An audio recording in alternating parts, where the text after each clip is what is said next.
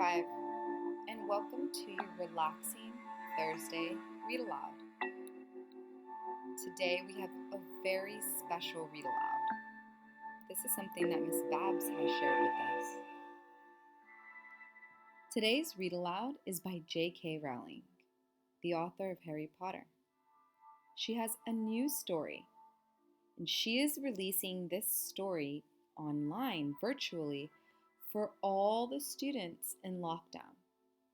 Right now, we will start reading chapter 1. If you enjoy it, I will put a link in the COI document so that you can continue reading the Ickabog, J.K. Rowling's new story, all throughout the summer. Let's get started.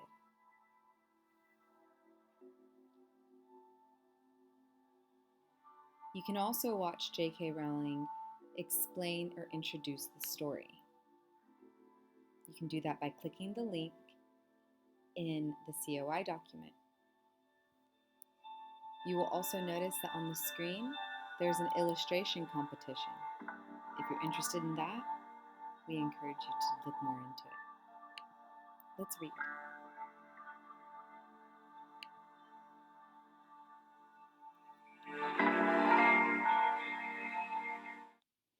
Chapter 1, King Fred the Fearless.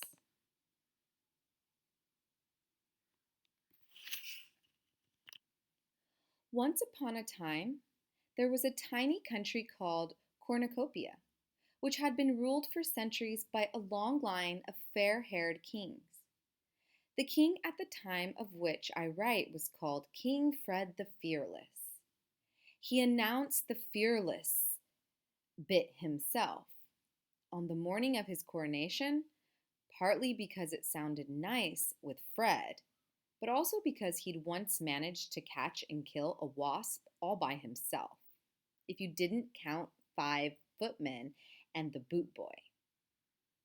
King Fred the Fearless came to the throne on a huge wave of popularity. He had lovely yellow curls, fine sweeping mustaches, and looked magnificent in the tight breeches, velvet doublets, and ruffled shirts that rich men wore at the time.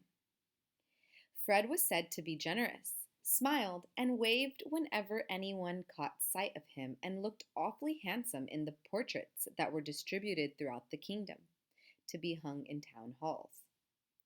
The people of Cornucopia were most happy with their new king, and many thought he'd end up being even better at the job than his father, Richard the Righteous, whose teeth, though nobody had liked to mention it at the time, were rather crooked. King Fred was secretly relieved to find out how easy it was to rule Cornucopia. In fact, the country seemed to run itself. Nearly everybody had lots of food. The merchants made pots of gold, and Fred's advisors took care of any little problem that arose. All that was left for Fred to do was beam at his subjects whenever he went out in his carriage and go hunting 5 times a week with his 2 best friends, Lord Spittleworth and Lord Flapoon. Spittleworth and Flapoon had large estates of their own in the country, but they found it much cheaper and more amusing to live at the palace with the king, eating his food, hunting his stags, and making sure that the king didn't get too fond of any of the beautiful ladies at court. They had no wish to see Fred married, because a queen might spoil all their fun. For a time, Fred had seemed to rather like Lady Eslanda, who was as dark and beautiful as Fred was fair and handsome. But Spittleworth had persuaded Fred that she was far too serious and bookish for the country to love her as a queen. Fred didn't know that Lord Spittleworth had a grudge against Lady Eslanda. He'd once asked her to marry him, but she'd turned him down. She didn't want to marry him, and now he doesn't like her. Lord Spittleworth was very thin, cunning, and clever. His friend Flapoon was ruddy faced and so enormous that it required 6 men to heave him onto his massive chestnut horse. Though not as clever as Spittleworth, Flapoon was still far sharper than the king. Both lords were expert at flattery, and pretending to be astonished by how good Fred was at everything from writing to tiddlywinks. If Spittleworth had a particular talent, it was persuading the king to do things that suited Spittleworth. And if Flapoon had a gift, it was for convincing the king that nobody on earth was as loyal to the king as his 2 best friends. Fred thought Spittleworth and Flapoon were jolly good chaps. They urged him to hold fancy parties and elaborate picnics and sumptuous banquets because Cornucopia was famous, far beyond its borders, for its food. Each of its cities was known for a different kind, and each was the very best in the world.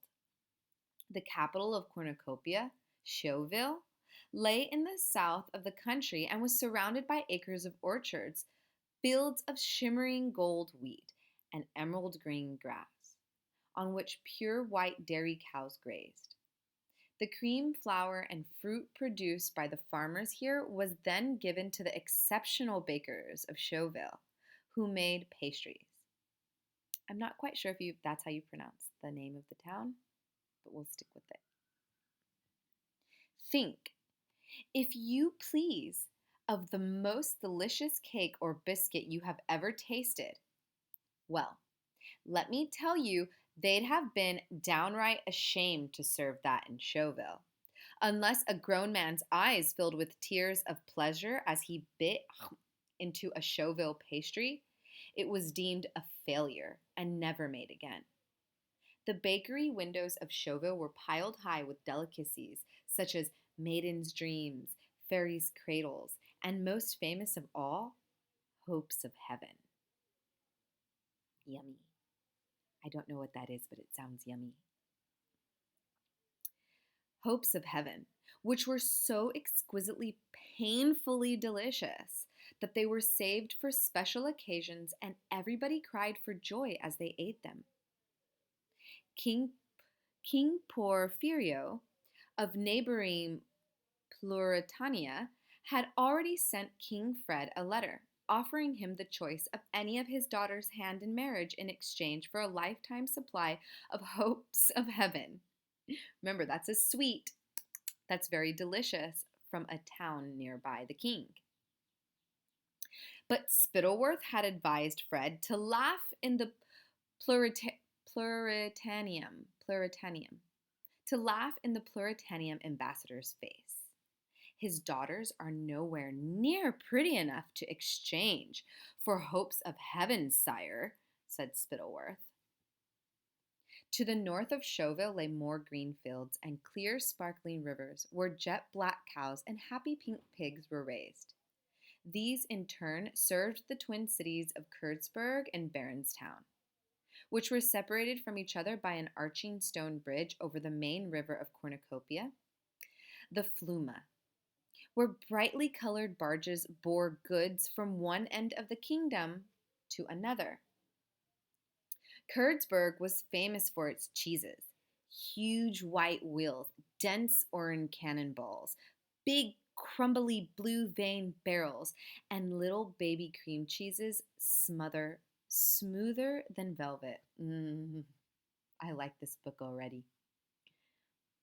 Baronstown was celebrated for its smoked and honey roasted hams, its sides of bacon, its spicy sausages, its melting beefsteaks, and its venison pies.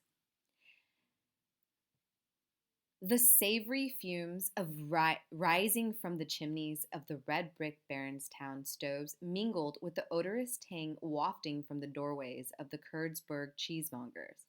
And for 40 miles all around, it was impossible not to salivate, breathing in the delicious air. A few hours north of Kurtzburg and Baronstown, you came upon acres of vineyards bearing grapes as large as eggs, each of them ripe and sweet and juicy. Journey onwards for the rest of the day, and you reach the granite city of Jeroboam, famous for its wines. They said that Jeroboam heir, they said of the Jeroboam heir that you could get tipsy simply walking in its streets. The best vintages changed hands for thousands upon thousands of gold coins, and the Jeroboam wine merchants were some of the richest men in the kingdom. But a little north of Jeroboam, a strange thing happened.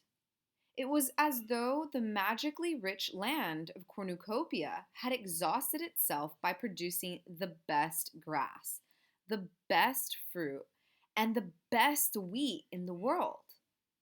Right at the north tip came the place known as the marshlands.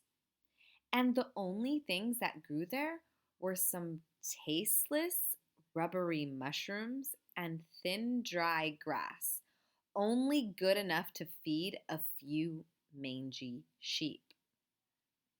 The marshlanders who tended the sheep didn't have the sleek, well-rounded, well-dressed appearance of the citizens of Jeroboam, Baronstown, Curdsburg, or Showville. They were gaunt and ragged. Their poorly nourished sheep never fetched very good prices, either in Cornucopia or abroad. So very few marshlanders ever got to taste the delights of cornucopia wine, cheese, beef, and pastries. The most common dish in the marshlands was a greasy mutton broth made of those sheep who were too old to sell.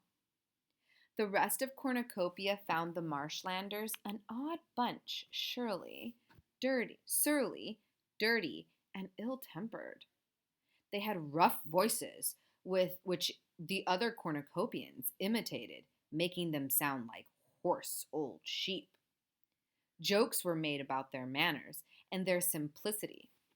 As far as the rest of Cornucopia was concerned, the only memorable thing that had ever come out of the marshlands was the legend of the Ickabog. And that, my friends, is chapter 1. If you're interested in reading chapter 2, we will be reading that tomorrow. But you're welcome to go ahead and read ahead if you really want to know what happens next.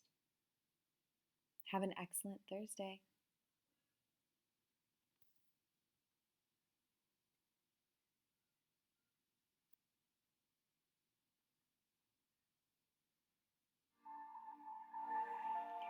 That, my 5th grade friends, was our relaxing Thursday read aloud. If you would like to read chapter 2, please click on the link in the COI document and go ahead. But we will also be reading chapter 2 as a read aloud on Friday. I hope to see you again on Friday. Have a relaxing evening.